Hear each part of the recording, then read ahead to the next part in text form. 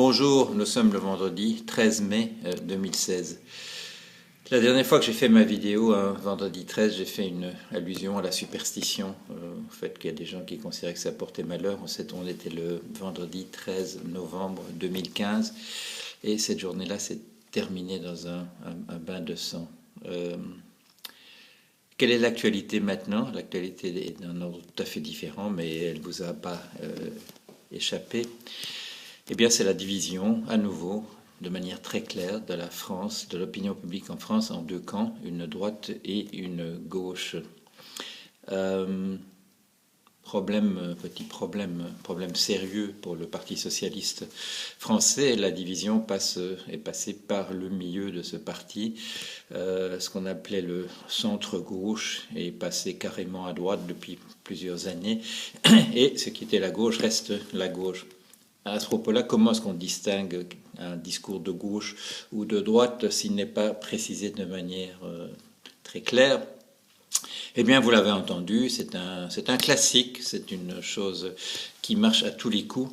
Un discours qui vous dit il n'y a plus ni gauche ni droite, je tiens un discours personnellement qui n'appartient ni à la droite ni à la gauche, toutes ces distinctions gauche et droite n'ont jamais eu de sens en réalité. Eh bien ça distingue de manière claire, et ça le fait depuis des années, des dizaines d'années, c'est la caractéristique même du discours de droite. Pourquoi est-ce que le discours de droite tient à prétendre qu'il n'y a pas de distinction entre la droite et la gauche? Eh bien, c'est idéologique, c'est lié à la pensée de droite en tant que telle. C'est de considérer qu'il n'y a qu'une façon légitime de voir les choses, que tout problème est un problème purement technique, qu'il n'y a pas de problème politique à proprement parler, et qu'il suffit de trouver la solution technique au problème. There is no alternative, c'est le slogan de la droite. Il n'y a qu'une manière de faire les choses qui n'est ni de gauche ni de droite. Voilà. À certaines époques, c'était carrément les fascistes qui tenaient ces discours ni gauche ni droite. En ce moment, c'est la pensée de droite en France. Alors, le fait que le Parti socialiste soit coupé en deux, c'est pas une bonne nouvelle pour lui. Vous l'avez vu, il y a à l'intérieur du Parti socialiste français des gens qui ont voté pour la loi travail et d'autres qui ont voté pour la censure du gouvernement. Cette division, cette nécessité de choisir son camp, eh bien, elle touche tout ce qui est classiquement, je dirais, de centre gauche en France. Vous avez peut-être vu, cette division passe à l'intérieur de la rédaction du Nouvel Observateur en particulier, avec quand même 80% des gens qui travaillent, qui ont pu voter, c'était hier, qui se déclarent contre la direction, qui, elle, a pris son virage à droite.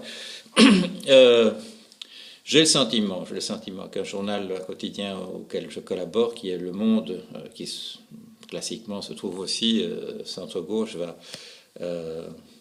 va souffrir également de cette nécessité de se placer carrément à gauche ou à droite.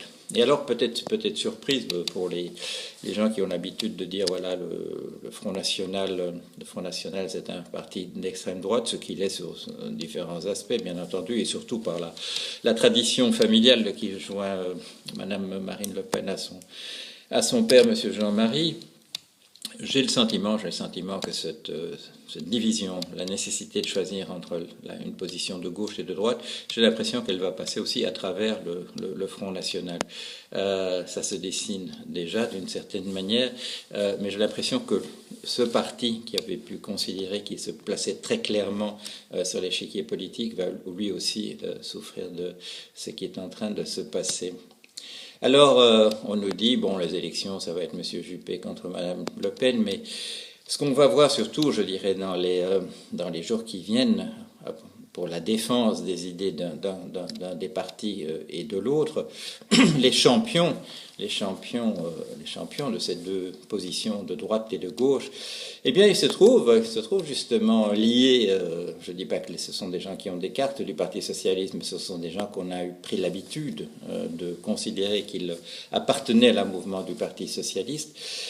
Et vous allez voir, sur le plan des idées, vous allez voir le grand duel entre monsieur Emmanuel Macron, représentant la droite des affaires classique, la banque, et monsieur Thomas Piketty.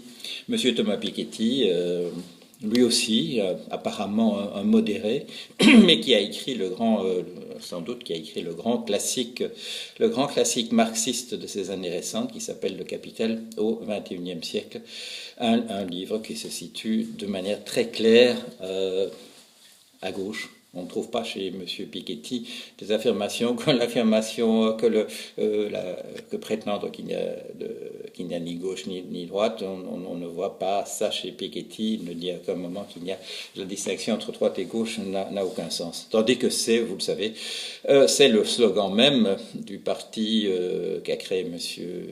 Macron, En Marche. Voilà pour l'actualité de la semaine. C'est pas une actualité indifférente, c'est une chose très très importante qui va évidemment déterminer ce qui va se passer en France dans les semaines et dans les mois à venir. Mon actualité à moi, quand même un petit mot là-dessus, je continue à faire mes petites tournées, on continue à aimer mon livre dernier qui s'en va éteindre la lumière, je continue. Voilà, vous allez voir, par exemple, vous pouvez voir ce soir à 23h, vous pouvez voir une émission de Monsieur Le Chypre sur BFM, où l'autre invité c'était Monsieur de la Rosière, et vous pouvez voir ça ce soir à 23h, ça repasse samedi à 11h, et ça repasse encore dimanche, j'ai bon souvenir, à 18h. Regardez cette émission, elle est très intéressante. Voilà, Monsieur Le Chypre a insisté sur le fait que entre les positions, de manière un peu inattendue à son avis, et peut-être même pour moi, les positions de Monsieur de la Rosière, ancien dirigeant du Fonds monétaire international, ancien gouverneur de la Banque de France, bon, pas une petite pointure, pas un parcours discret dans les milieux de la finance et de l'économie, voilà, quelqu'un d'important. Monsieur Le Chypre a insisté sur le fait que finalement, les positions de Monsieur de la Rosière et les miennes étaient quasi identiques, ce qui est une excellente chose.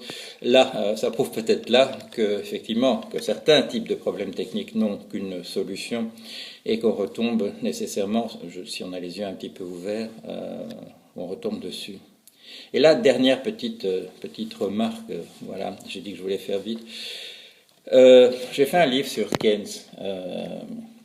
sur mes idées à moi aussi, ça s'appelle Pensez tout, l'économie avec Keynes.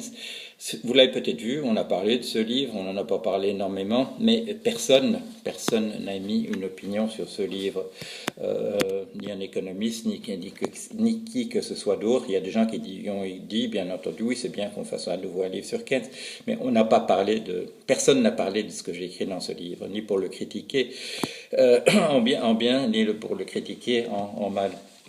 Et donc ça a été ma surprise hier. Ma surprise, ça a été que quelqu'un, pour la première fois dans mon expérience d'avoir publié ce livre en septembre de l'année dernière, que quelqu'un m'a émis une opinion sur ce livre. Bon, c'est une opinion, à faire rougir, comme on dit. Voilà, si j'avais la disposition de caractère à rougir, je l'aurais certainement fait en écoutant les compliments qui m'ont été faits hier par Monsieur de la Rosière.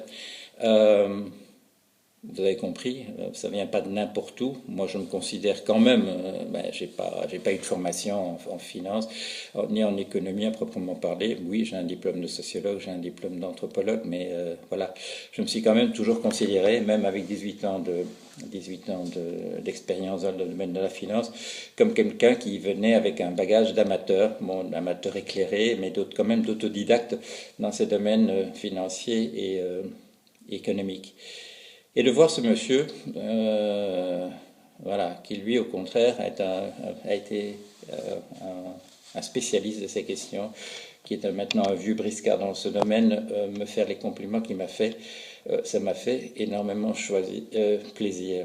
Et encore une chose, je voudrais ajouter, si vous regardez cette émission, et moi je dois m'arranger de toute manière pour mettre la vidéo sur le blog, vous verrez qu'il m'a fait le très grand honneur de me considérer véritablement comme un égal, de me parler comme un autre professionnel de la finance à qui on peut parler normalement de choses qu'on comprend très bien. Voilà, ça aussi, Voilà, c'est une reconnaissance qui m'a touché au moment même et qui me paraît très importante, bon, bien sûr.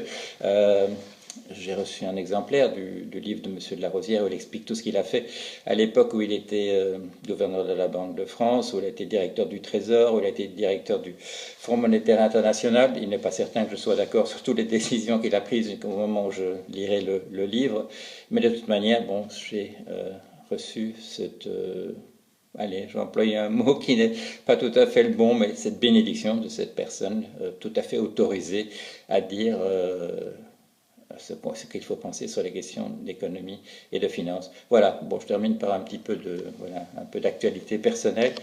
À la semaine prochaine, il se passera sûrement encore plein de choses. Voilà, cette actualité en France est quelque chose qui ne va pas s'arrêter comme ça. Voilà, à bientôt.